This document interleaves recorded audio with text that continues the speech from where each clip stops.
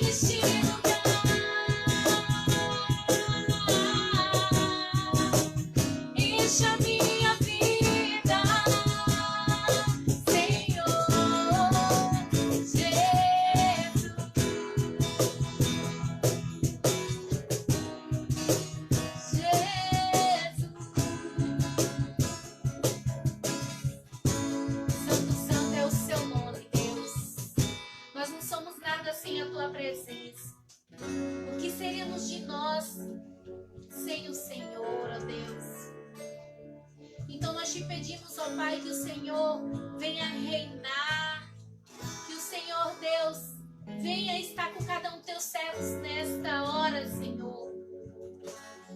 Nós queremos mais de Ti, menos de nós, ó Pai. Nós clamamos a Ti, ó Deus, em nome de Jesus.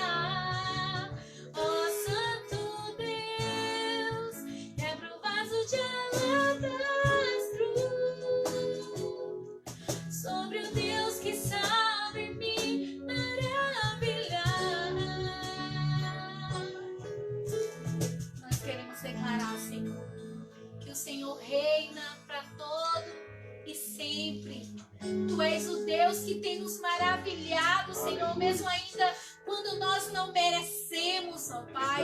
O Senhor tem operado maravilhas sobre as nossas vidas. O Senhor está operando maravilhas nesta hora, Senhor, a todo tempo, a todo momento, ó Pai. Obrigada, Senhor. Obrigada pelo Deus que Tu és. Obrigada, Senhor, porque o Senhor está acima de tudo e acima de todos, ó Deus. Nós te exaltamos em nome de Jesus. Amém.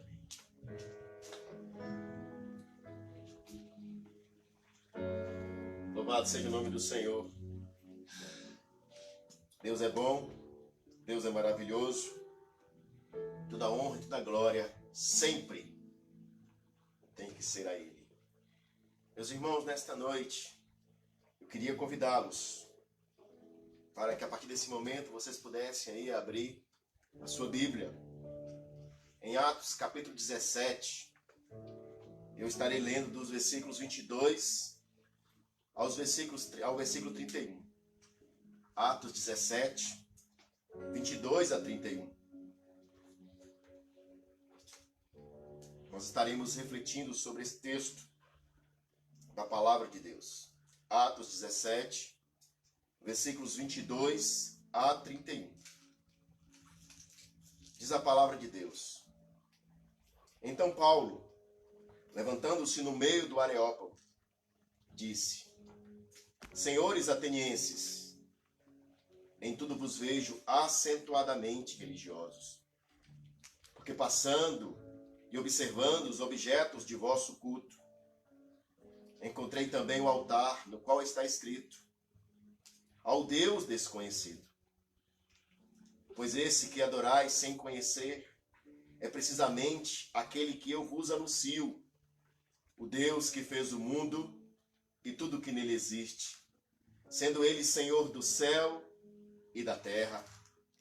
Não habita em santuários feitos por mãos humanas, nem é servido por mãos humanas, como se de alguma coisa precisasse, pois ele mesmo é quem a todos dá vida, respiração e tudo mais.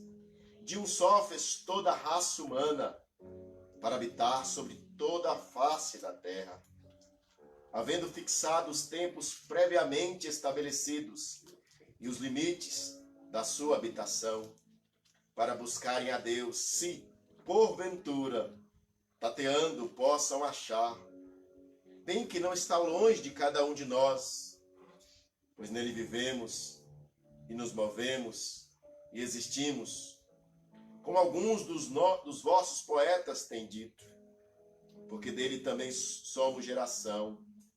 Sendo, pois, geração de Deus, não devemos pensar que a divindade é semelhante ao ouro, à prata ou à pedra, trabalhados pela arte e imaginação do homem. Ora, não levou Deus em conta os tempos da ignorância. Agora, porém, notifica aos homens que todos, em toda parte, se arrependam, porquanto estabeleceu um dia em que há de julgar o mundo com justiça, por meio de um varão que destinou e acreditou diante de todos, ressuscitando dentre os mortos. Meus irmãos, olhando para esse texto da palavra de Deus, eu queria refletir com vocês nesta noite sobre o tema: como adorar aquele que não se conhece. Como adorar aquele que não se conhece. O apóstolo Paulo, com este texto, ele tem como objetivo revelar para as pessoas da cidade de Atenas, que se consideravam os mais cultos, os mais sábios, que é impossível adorar ou cultuar um Deus que não se conhece. E agora, ele vai revelar para eles quem é o Deus desconhecido que adoravam. Mas antes de adentrarmos diretamente ao texto, gostaria de lhes trazer uma informação preliminar. Quero lhes mostrar que o apóstolo Paulo vai tratar aqui de algo totalmente diferente de uma teoria. Ele vai apontar aqui uma verdade. Algo totalmente como foi proposto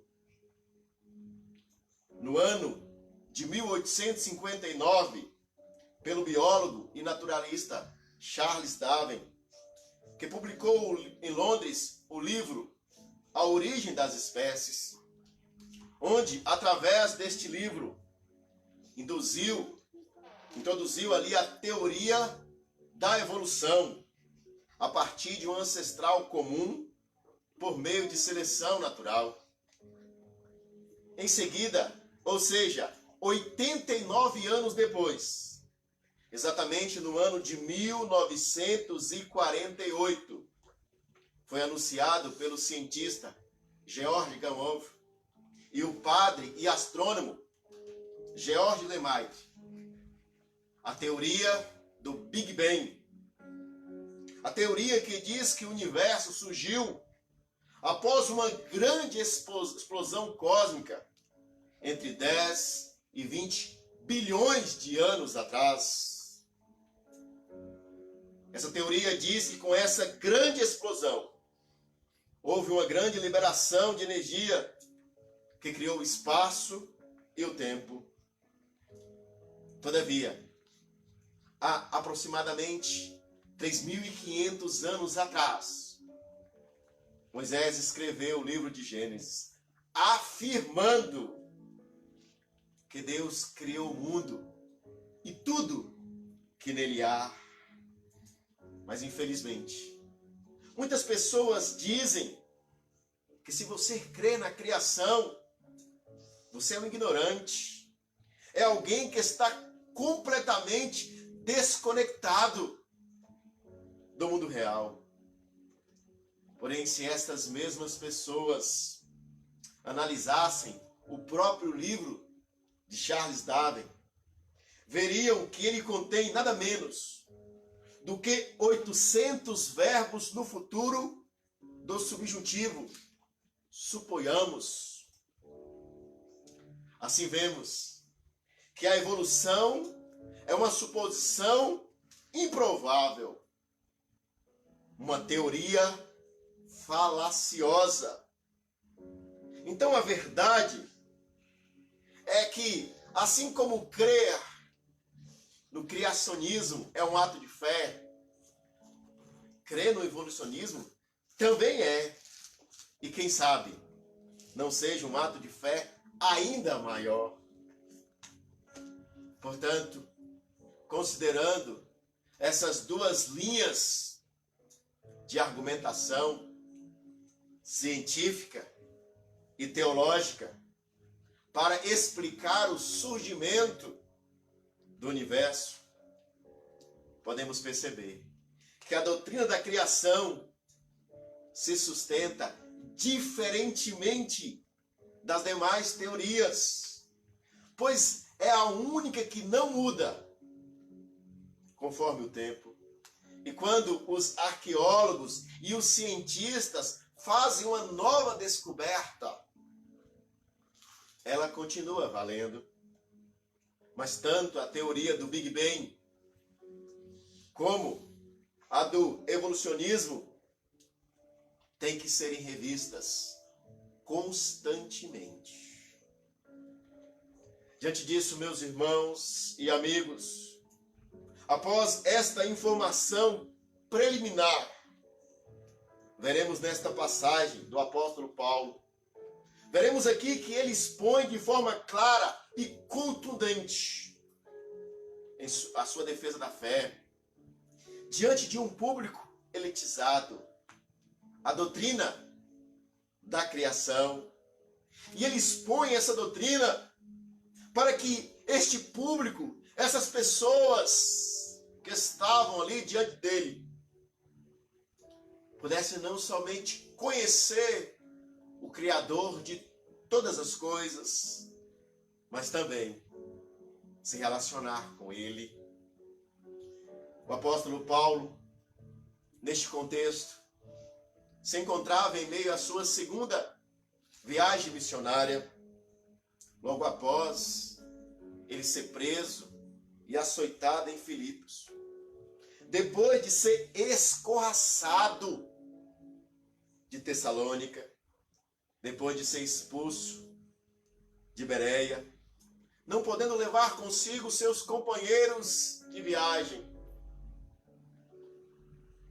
Tiago, Timóteo e Silas. Agora Paulo chega em Atenas, considerada a capital do mundo, capital intelectual do mundo daquela época, a cidade dos grandes filósofos, das artes, a cidade de Sócrates, de Platão e Aristóteles, dos homens que encheram bibliotecas com as suas erudições. Diz a Escritura que Paulo não chegou àquela cidade como turista para admirar as suas peculiaridades, tanto políticas como filosóficas. Mas Paulo chegou àquela cidade como missionário para pregar Jesus e a sua ressurreição. Ainda mais que o que mais chamou a atenção de Paulo naquela cidade não foi a sua beleza, nem o seu brilhantismo, mas foi a sua idolatria. Já que aquela cidade era cercada por tamanha ignorância espiritual. E como Paulo não era um observador contemplativo, alguém que olha para algo e fica apenas admirando.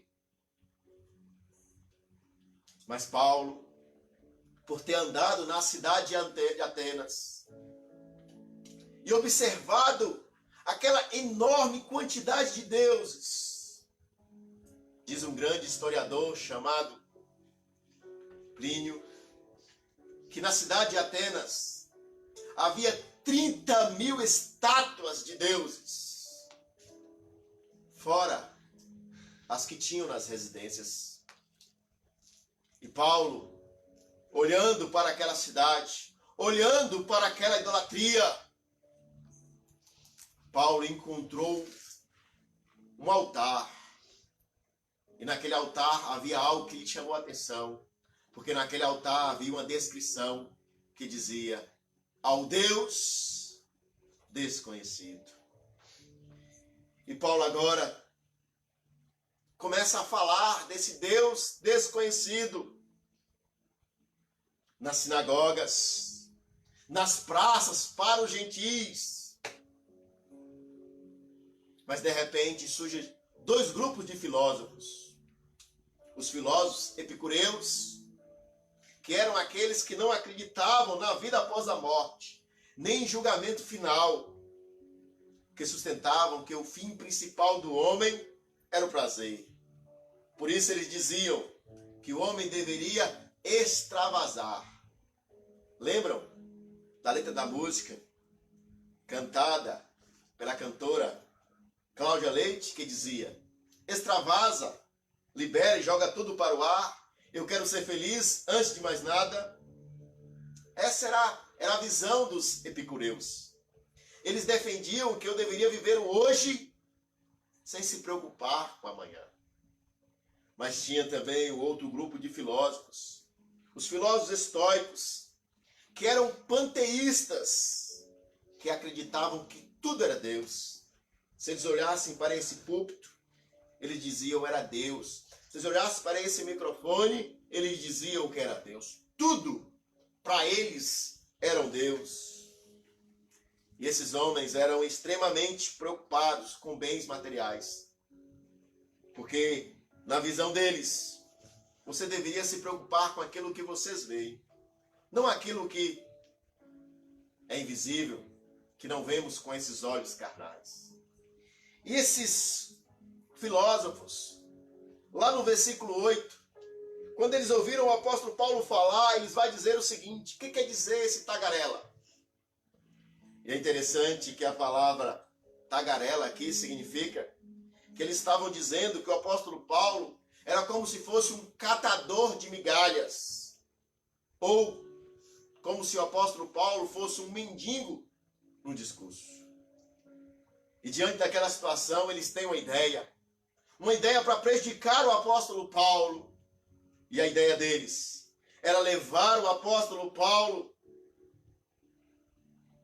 para um local, para o tribunal de Atenas, chamado Areópago.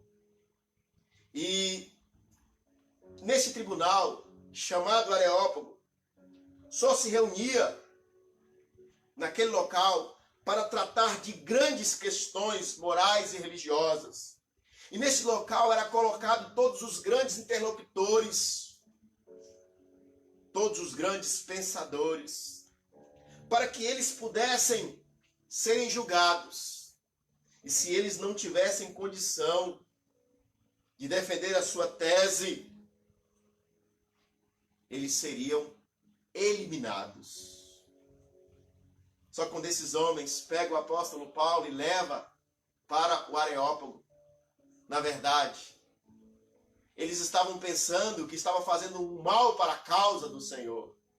Estava querendo acabar com Paulo. Só que, na verdade, eles estavam dando para Paulo uma grande oportunidade. Porque agora o apóstolo Paulo tinha a oportunidade de, diante do maior de todos os tribunais de Atenas, diante daquele público, falar para eles das últimas novidades concernente a Jesus Cristo, o nosso Salvador. E o apóstolo Paulo, como grande pregador que era, um homem extremamente sábio, ele inicia o seu discurso no versículo 22, fazendo um elogio. Ele diz: Senhores atenienses, em tudo vos vejo acentuadamente religiosos. E esta frase o apóstolo Paulo usa porque ela era de um famoso orador chamado Demóstenes. E quando o apóstolo Paulo fala esta frase, ela se torna familiar. E aqueles homens voltam os seus olhos e a sua atenção total para o apóstolo Paulo. Assim, a atenção foi aguçada. O caminho para a comunicação estava aberto. E agora Paulo começa a pregar. O apóstolo Paulo agora olha para aqueles homens e tem o desejo de revelar que aquele altar que continha aquela descrição ao Deus desconhecido, ele quer mostrar para aquelas pessoas que esse altar pertence não a um Deus que está preso ao altar, mas o único que deve ser adorado, o único que deve ser exaltado. Por isso o apóstolo Paulo agora vai levar aqueles pensadores a refletirem como adorar e cultuar um Deus que não conhece. E essa pergunta também eu faço para você, meu irmão. Aqueles pensadores haviam feito um altar e colocado aquela descrição: ao Deus desconhecido. E você? No altar do seu coração, existe uma descrição que aponta para um Deus desconhecido? Ou de fato, você conhece o Deus que você serve? O Deus que você adora? O Deus que nesta noite de domingo nós estamos cultuando? Aqueles filósofos, por mais sábios que eram, por mais que se achavam os homens da mente brilhantes, que tinham um excelente conhecimento intelectual,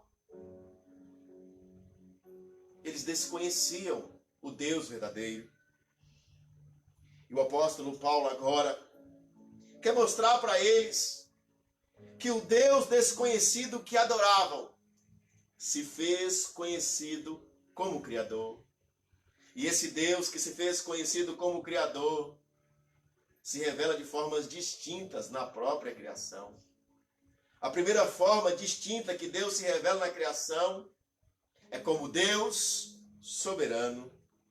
Os versículos 24 e 25 dizem: o Deus que fez o mundo e tudo que nele existe, sendo ele Senhor do céu e da terra, não habita em santuários feitos por mãos humanas, nem é servido por mãos humanas, como se de alguma coisa precisasse, pois ele mesmo é quem a todos dá vida respiração e tudo mais.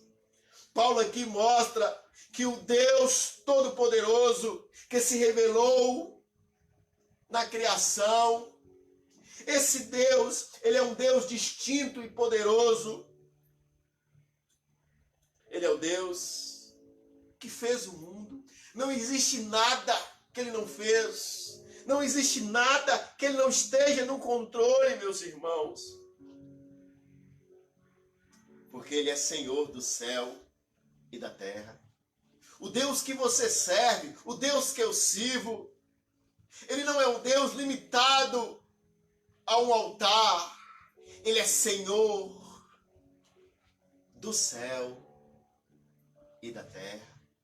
Ele é soberano sobre todas as coisas. E o apóstolo Paulo afirma aqui para aqueles homens, para a sua plateia, e eu quero também afirmar para vocês, meus irmãos, o nosso Deus não habita em santuários feitos por mãos humanas. Tem pessoas que acham, vou fazer tal coisa, um templo, um belo templo, e Deus vai ficar ali preso no templo. Ele não fica. 1 Reis, capítulo 8, versículo 27, vai dizer para nós: mas de fato, habitaria Deus na terra? Eis que os céus, e até os céus dos céus, não te podem conter, quanto menos esta casa que eu edifiquei. Portanto, meus irmãos, o templo, o lugar onde nós cultuamos, é um lugar que a presença de Deus também está, mas ela não fica presa ao templo.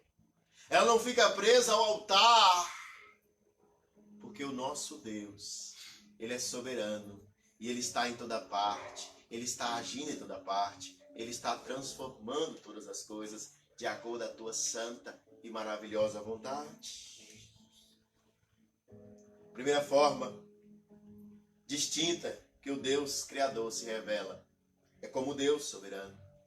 A segunda forma distinta que Deus se revela na criação é como Deus provedor.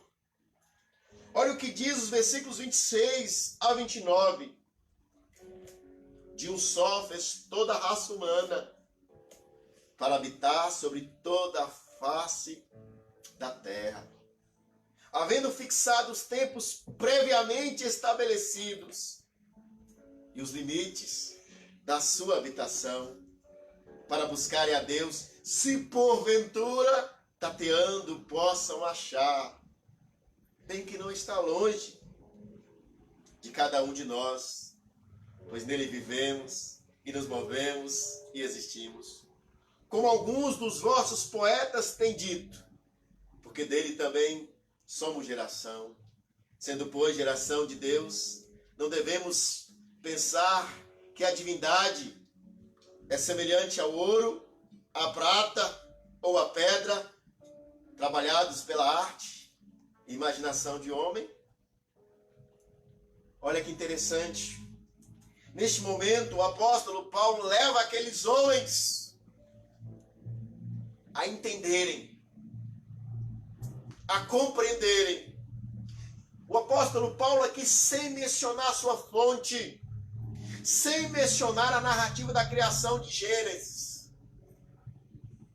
ele declara que Deus é o Criador de todas as coisas, que nós não somos frutos da evolução, que nós não somos frutos do Big Bang.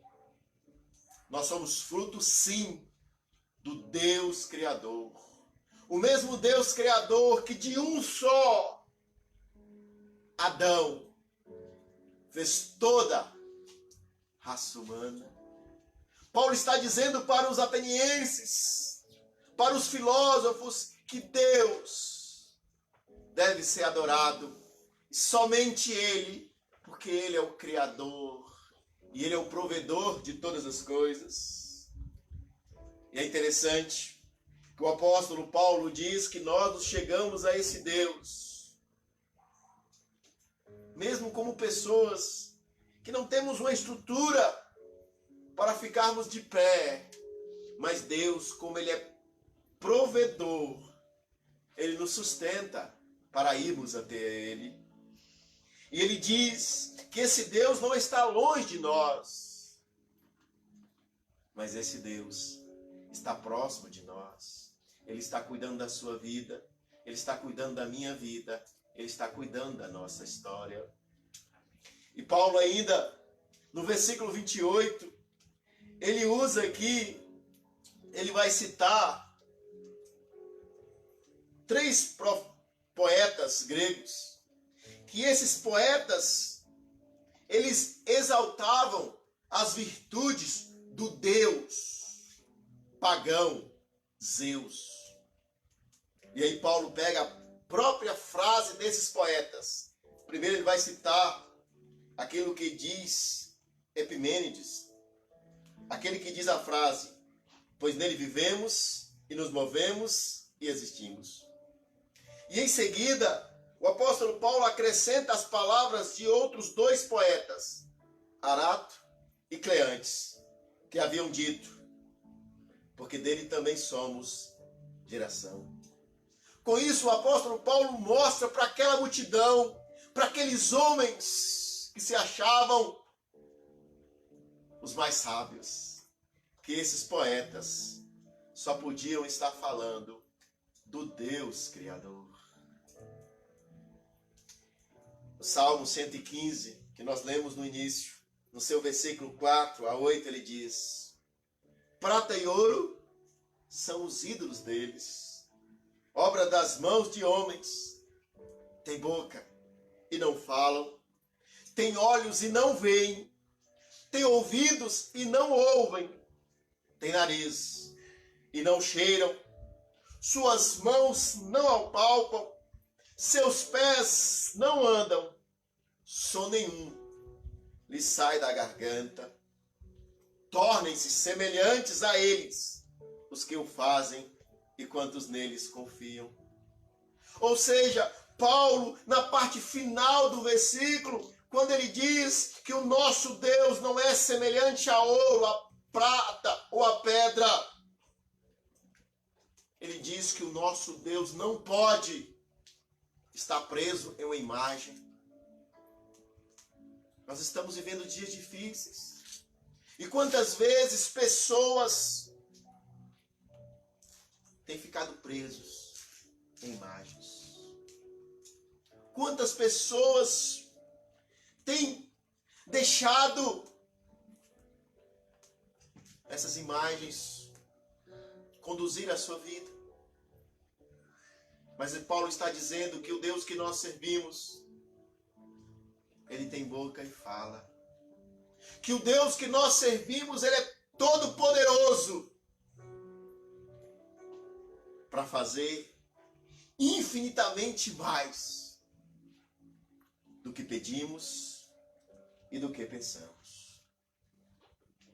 Paulo também quer apontar para nós, meus irmãos, após mostrar que o nosso Deus, Ele é um Deus soberano, após mostrar que o nosso Deus, Ele é um Deus provedor, que está no controle de todas as coisas. Paulo agora vai mostrar para nós que o nosso Deus, Ele é o Deus juiz. E Paulo faz isso de forma maravilhosa, com os versículos 30 e 31 desse capítulo 17. Quando ele diz: ora, não levou Deus em conta os tempos da ignorância. Agora, porém, notifica aos homens que todos, em toda parte, se arrependam, porquanto estabeleceu um dia em que há de julgar o mundo com justiça por meio de um varão que destinou e acreditou diante de todos, ressuscitando dentre os mortos.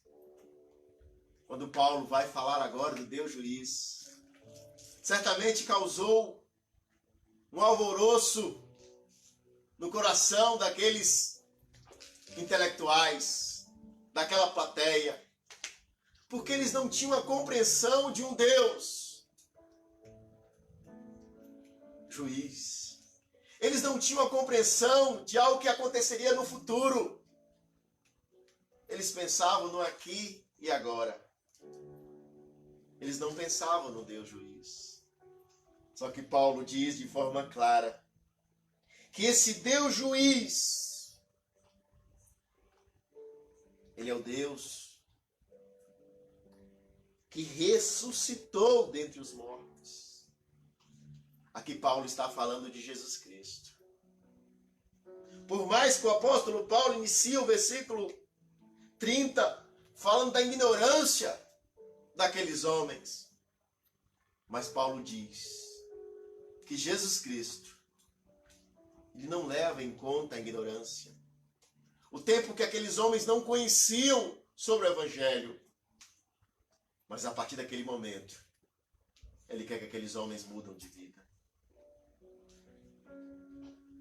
E Paulo aponta para aqueles homens a necessidade de arrependimento. A necessidade de buscar a Deus. Ele diz na parte final do versículo 30, em toda parte se arrependam. Meus irmãos, qual Deus que você serve? O apóstolo Paulo falou do Deus juiz. O apóstolo Paulo falou do Deus criador, do Deus soberano, do Deus provedor. Qual é o Deus que você serve? Eu quero te falar, meu irmão, que nós devemos ter muito cuidado com as teorias. Existe uma teoria que diz que o mundo não foi criado por Deus, mas na verdade faz uma ligação entre Jesus Cristo e Darwin, dizendo que Deus criou sim, mas criou pelo processo da evolução. Agora deixa eu te falar uma coisa. Se nós viemos do processo da evolução, eu quero dizer para vocês que Adão e Eva não existiram. E se Adão e Eva não existiram, o pecado também não existiu. E se o pecado não existiu, Jesus Cristo, o nosso Salvador, veio de forma em vão. Então, meus irmãos, se nós negarmos essa primeira verdade do cristianismo, Deus, como nosso Criador, nós estaremos jogando por terra todo o edifício do cristianismo.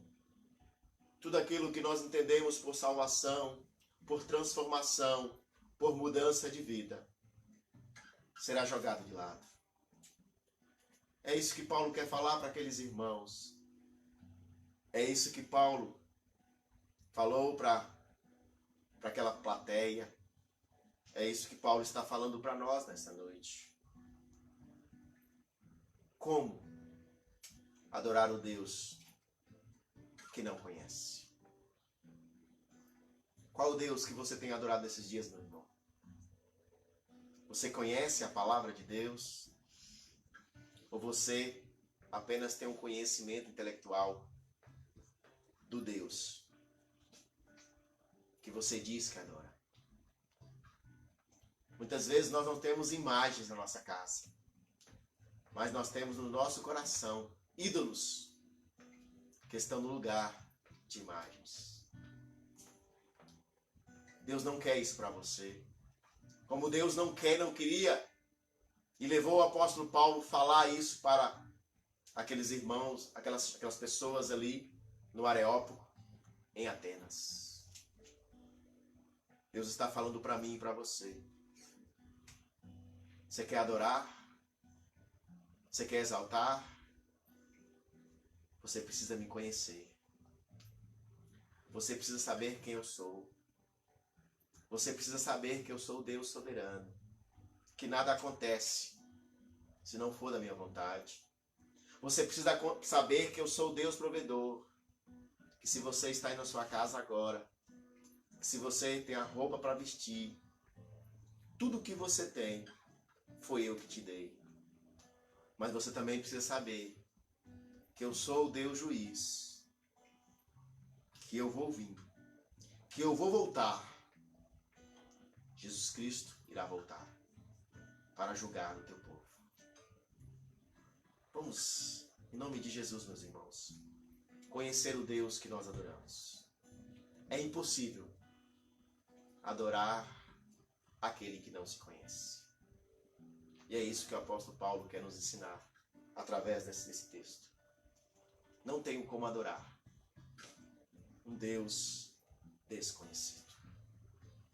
Nós vamos cantar mais um cântico de adoração ao nome do Senhor. E logo após estarei orando por você. Adore esse Deus. Exalte esse Deus. O nosso Deus não é um Deus de teoria. Ele é um Deus de verdade. Ele é um Deus pleno. Adore esse Senhor Jesus Cristo essa noite.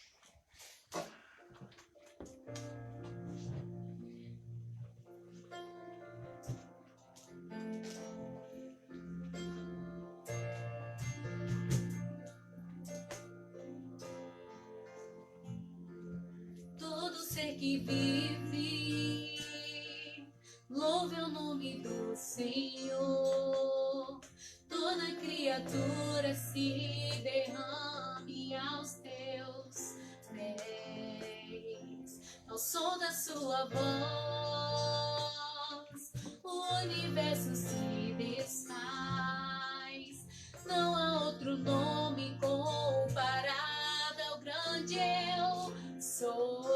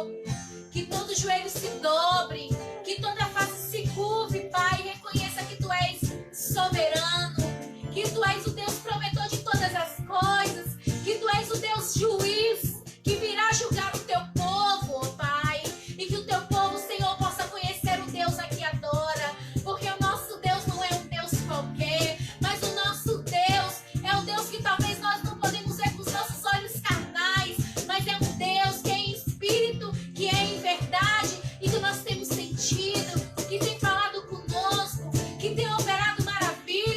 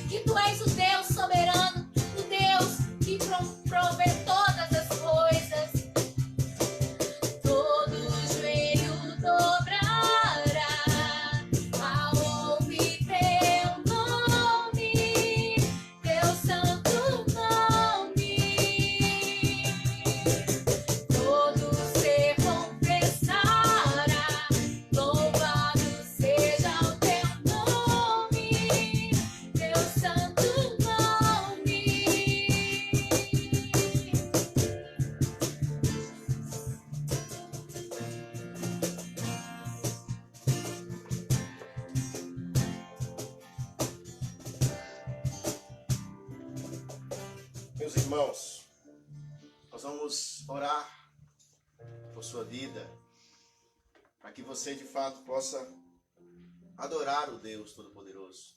Como nós cantamos, todo joelho dobrará. Todo joelho dobrará. Aquelas pessoas de Atenas, aqueles filósofos, eles achavam que o apóstolo Paulo estava falando bobeira, coisas que não tinham importância. Mas eles tiveram que reconhecer que o apóstolo Paulo não estava falando de uma pessoa que pode fazer algo por as pessoas somente enquanto estamos aqui na terra. Mas o apóstolo Paulo estava falando do único Deus Todo-Poderoso, o Deus que é Criador, o Deus que é soberano, o Deus que é provedor, o Deus que é juiz, o Deus que tem todo o poder para definir toda a nossa vida, não somente enquanto estamos aqui na terra, mas toda a nossa eternidade. Vamos orar. Senhor, nós te louvamos, Deus. Nós agradecemos ao Senhor pela tua graça, pela tua misericórdia. Nós agradecemos ao Senhor porque nós servimos um Deus que não é um Deus de teorias. Não é um Deus que está preso ao sentimento humano. Mas é um Deus que está no controle de todas as coisas. É um Deus que se revela na sua criação. É um Deus que tem que ser adorado de forma plena e verdadeira. Deus amado, nos leve a cada dia conhecer mais do Senhor. Se revele a nós, meu Pai.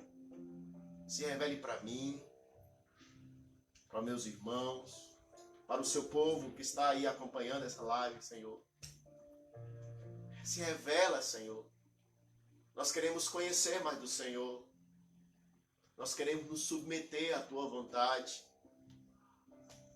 Nós queremos, Senhor, sermos conduzidos pelo Senhor. Nos ajuda, Pai amado. Fazemos tudo, não para nos engrandecer,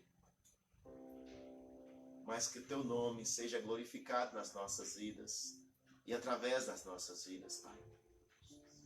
Ó Deus, e se existe em nosso coração algum ídolo, que isso possa vir cair por terra em nome de Jesus Cristo, Pai.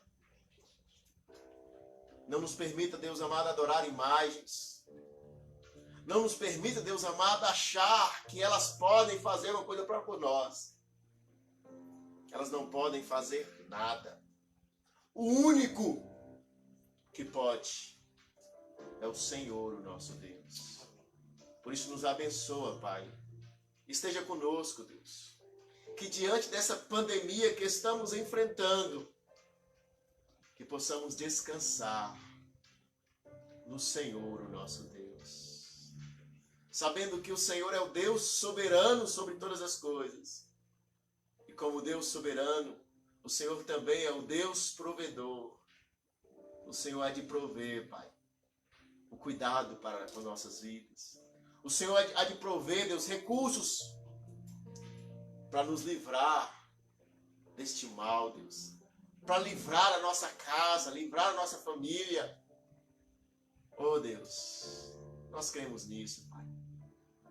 Mas também cremos, Deus amado, que mesmo se essa doença chegar a nossas vidas, o Senhor continuará no controle das nossas vidas.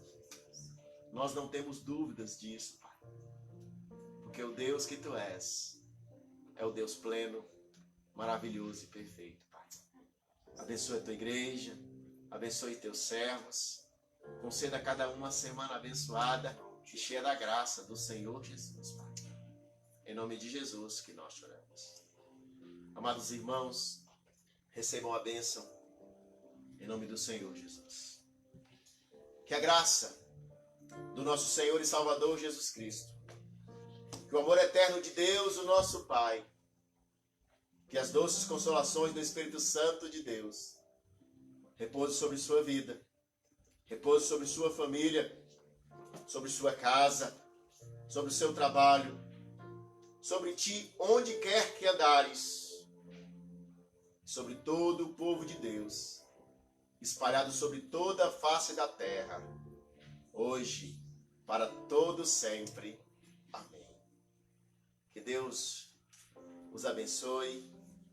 Quero dizer para os irmãos que nós da Quarta Igreja estamos tristes, porque a nossa irmã Terezinha, nesse dia perdeu a sua irmã, e nós também ainda vamos orar por ela. Nós vamos orar para que Deus possa consolar a vida da nossa irmã Terezinha, nosso irmão Jurandir, toda aquela família que está enlutada. Então nós vamos estar orando por eles nesse momento. Convido meu irmão, o presbítero Joilson, que ele vai estar fazendo essa oração pela irmã Terezinha e por sua família, para que Deus possa trazer consolo para eles. Vamos orar com o nosso irmão. Deus amado, louvado seja o teu nome, Senhor. Nós louvamos ao Senhor Deus, porque o Senhor se faz presente no meio de nós. Amém. Obrigado, ó Deus, por esse tempo aqui, esse culto maravilhoso, o qual o Senhor nos proporcionou. Amém, Jesus. Te peço também que a graça do Senhor venha estar sobre a vida dos meus irmãos, que se encontram agora assistindo, ó Deus, esse culto, Senhor. Sim, Deus. Deus amado, em nome de Jesus, nós queremos também colocar diante de Ti a vida da nossa irmã Terezinha, Senhor. Oh, Deus. Que o Senhor continue, ó Deus, confortando o coração dela, dos seus familiares, Sim, ó Deus. Jesus. Que ela acabou de perder alguém, Senhor, muito querido, Senhor, a sua irmã, Deus, Senhor. misericórdia. Tem misericórdia, Senhor. Consola o coração dos seus familiares, Em ó nome Deus. de Jesus. Em nome de Jesus é que nós oramos ao Senhor e colocamos diante do Senhor essa família, Pai. Obrigado, Senhor, por tudo. É assim que nós te louvamos, em nome de Jesus. Amém. Irmãos, que Deus abençoe a todos. Quero agradecer os nossos amados irmãos da congregação do Moisés Reis, irmãos aqui da sede da Quarta Igreja e os demais irmãos e amigos que nos concedem a oportunidade, o privilégio de estarmos juntos nesse momento para cultuarmos ao Senhor. Que Deus abençoe vocês, dê uma restante noite na paz de Cristo Jesus. E quero também dizer para os irmãos que na próxima terça-feira, às 19h30, nós estaremos mais uma vez através da live, cultuando e adorando o nosso Deus. Claro, com duas condições que sempre deixamos bem claras nos cultos. Primeiro, se Jesus permitir. E a segunda, se Jesus não voltar. Aí terça-feira, 19h30, estaremos juntos para a glória de Cristo Jesus, cultuando o nosso Deus, o Todo-Poderoso. Deus conceda a vocês uma noite abençoada. Um grande abraço a todos.